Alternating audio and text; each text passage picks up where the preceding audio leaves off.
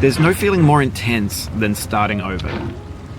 If you deleted your homework the day before it was due, as I have, or if you left your wallet at home and you have to go back after spending an hour in the commute. If you won some money at the casino and then put all your winnings on red but it came up black. If you got your best shirt dry cleaned before a wedding and then immediately dropped food on it. If you won an argument with a friend and then later discovered that they just returned to their original view. Starting over is harder than starting up. If you're not ready for that, like if you've already had a bad day, then what you're about to go through might be too much. Feel free to go away and come back. I'll be here. Alright, thanks for coming with me on this trip. I'll understand if you have to take a break at any point. Just find a safe place to stop and quit the game. Don't worry, I'll save your progress, always, even your mistakes. This game is a homage to a free game that came out in 2002 titled Sexy Hiking. The author of that game was Jazuo, a mysterious Czech designer who was known at the time as the father of B games. B games are rough assemblages of found objects. Designers slap them together very quickly and freely, and they're often too rough and unfriendly to gain much of a following. They're built more for the joy of building them than as polished products. In a certain way, Sexy Hiking is the perfect embodiment of a B game. It's built almost entirely out of found and recycled parts, and it's one of the most unusual and unfriendly games of its time. In it, your task is simply to drag yourself up a mountain with a hammer. And that act of climbing, in the digital world or in real life, has certain essential properties that give the game its flavor. No amount of forward progress is guaranteed. Some cliffs are too sheer or too slippery. And the player is constantly, unremittingly in danger of falling and losing everything. Anyway, when you start Sexy Hiking, you're standing next to this dead tree that blocks the way to the entire rest of the game. It might take you an hour to get over that tree, and a lot of people never got past it. You prod and you poke at it, exploring the limits of your reach and your strength, trying to find a way up and over. And there's a sense of truth in that lack of compromise. Most obstacles in video game worlds are fake. You can be completely confident in your ability to get through them once you have the correct method or the correct equipment or just by spending enough time. In that sense, every pixelated obstacle in Sexy Hiking is real.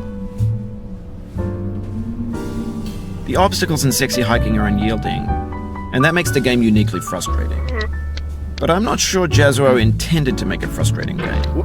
The frustration is just essential to the act of climbing, and it's authentic to the process of building a game about climbing. A funny thing happened to me as I was building this mountain. I'd have an idea for a new obstacle, and I'd build it, test it, and it would usually turn out to be unreasonably hard. But I couldn't bring myself to make it easier. It already felt like my inability to get past the new obstacle was my fault as a player rather than as a builder. Imaginary mountains build themselves from our efforts to climb them, and it's our repeated attempts to reach the summit that turns those mountains into something real. When you're building a video game world, you're building with ideas, and that can be like working with quickset cement. You mold your ideas into a certain shape that can be played with, and in the process of playing with them, they begin to harden and set until they're immutable, like rock. And at that point, you can't change the world. Not without breaking it into pieces and starting fresh with new ideas.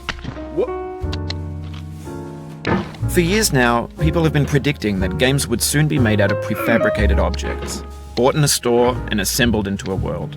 And for the most part, that hasn't happened, because the objects in the stores are trash. I don't mean they look bad or that they're badly made, although a lot of them are. I mean they're trash in the way that food becomes trash as soon as you put it in the sink. Things are made to be consumed and used in a certain context, and once the moment is gone, they transform into garbage. In the context of technology, those moments pass by in seconds. Over time, we've poured more and more refuse into this vast digital landfill that we call the internet. It now vastly outnumbers and outweighs the things that are fresh and untainted and unused. When everything around us is cultural trash, trash becomes the new medium, the lingua franca of the digital age. And you can build culture out of trash, but only trash culture. B games, B movies, B music, B philosophy. Maybe this is what digital culture is. A monstrous mountain of trash, the ash heap of creativity's fountain. A landfill with everything we ever thought of in it. Grand, infinite, and unsorted. There's 3D models of breakfast, Gen X's fanfic novels, Scan magazines, green screen Shia LaBeouf, banned snuff scenes on LiveLeak. Facebook's got lifelike bots with unbranded adverts and candid shots of Kanye and Taylor Swift mashups, car crash epic failed GIFs, Russian dashcam vids, discussions of McRibs, discarded, forgotten, unrecycled, muddled, rotten, untitled. Everything's fresh for about 6 seconds, until some newer thing beckons, and we hit refresh. And there's years of persevering, disappearing into the pile, out of style, out of sight. In this context, it's tempting to make friendly content that's gentle, that lets you churn through it but not earn it. Why make something demanding if it just gets piled up in the landfill, filed in with the bland things? When games were new, they wanted a lot from you. Daunting you, taunting you, resetting and delaying you. Players played stoically. Now everyone's turned off by that. They want to burn through it quickly. A quick fix for the fickle, some tricks for the clicks of the feckless. But that's not you, you're an acrobat. You could swallow a baseball bat. Now I know, most likely you're watching this on YouTube or Twitch, while some dude with 10 million views does it for you. Like a baby bird being fed chewed up food. That's culture too. But on the off chance that you're playing this, what I'm saying is, trash is disposable, but maybe it doesn't have to be approachable. What's the feeling like? Are you stressed?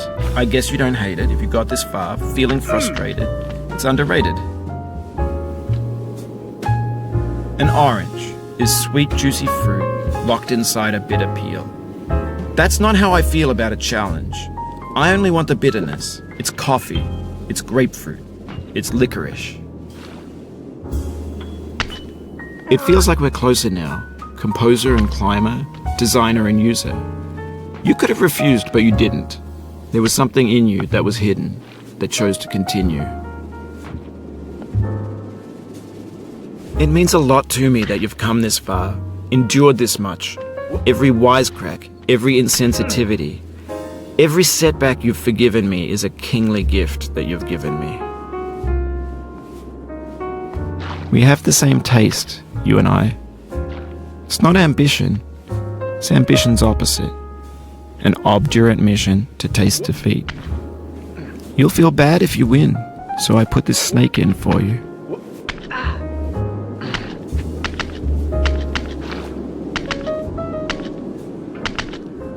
Have you thought about who you are in this?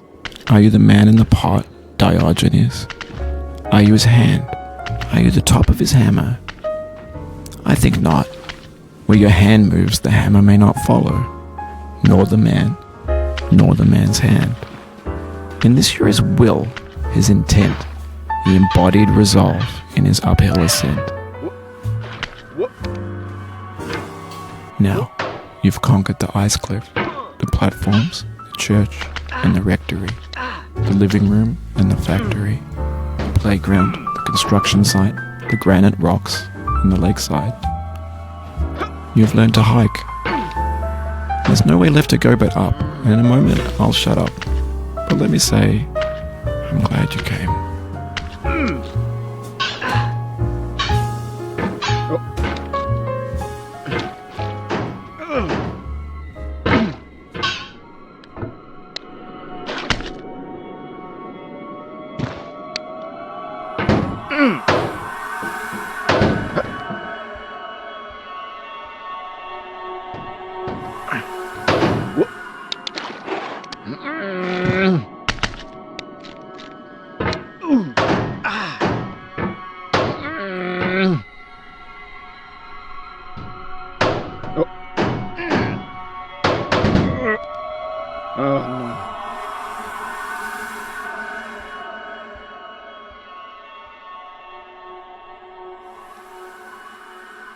Oh.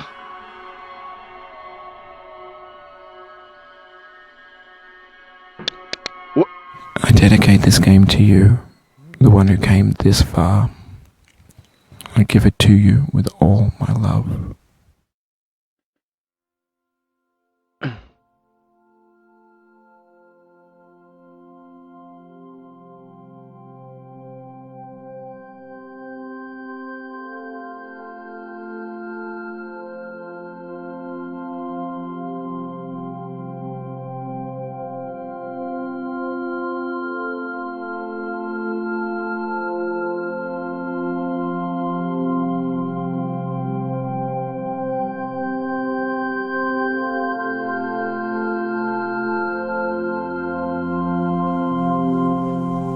I'm going down the road feeling bad. Lord, I'm going down the road feeling bad.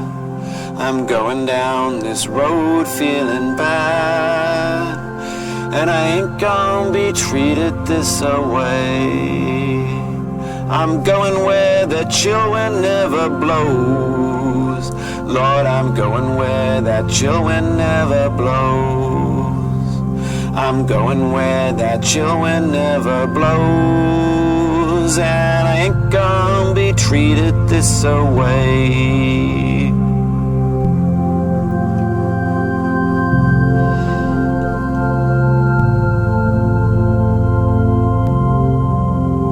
I'm going where the climate suits my cauldron.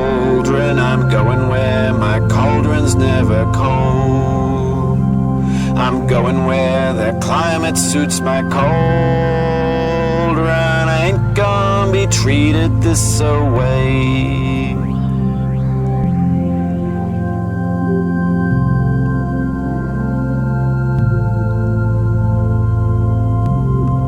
I'm going down this road feeling bad. Lord, I'm going down this road feeling bad. I'm going down this road feeling bad. And I ain't gonna be treated this away. Way.